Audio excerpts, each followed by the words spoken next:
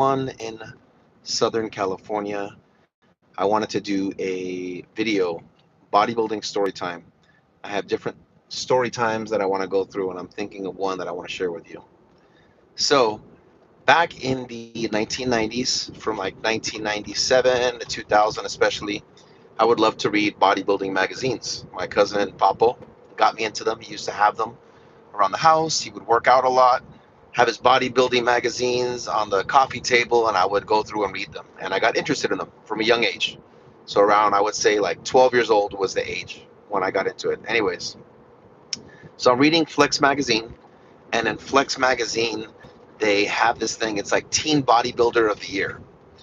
So they had this one guy. I won't say his name to protect his identity, but he was the Teen Bodybuilder of the Year for Flex magazine.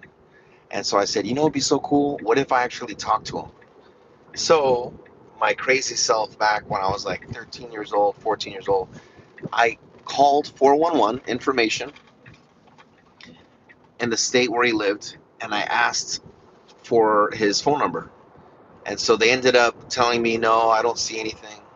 And this was in Texas. And so right before I hung up, they're like, oh, wait, I have something here.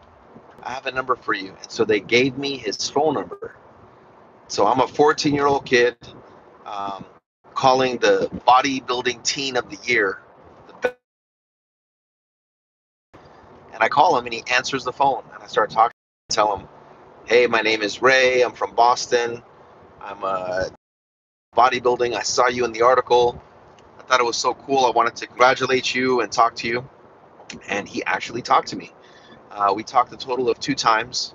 One, he was telling me about different training techniques he would do. One of them being something called power building, where you train heavy for 2 weeks and train light for 2 weeks.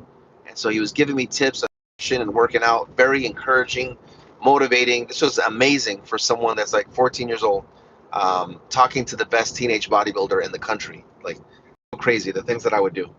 So he gave me that advice, and I thought it was so cool. Saved his phone number, ended up calling him probably like a year later, and asked him, hey, how's the training going? How's everything going? And by that time, he was in college. And he was like, oh, training fell off a little bit, college girls, drinking, you know how it is. And I was like, oh man, that's cool. You'll get it back. Don't worry about it.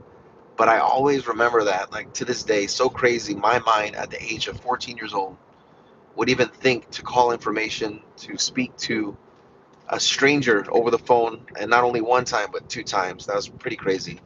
But yeah, that is my story time for bodybuilding. I wanted to share with you guys. Um, What's up, everyone? How you doing? I didn't realize people were watching.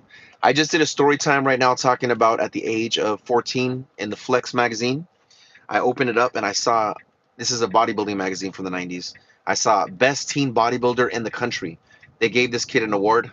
I ended up looking him up on information, which was 411 at that time.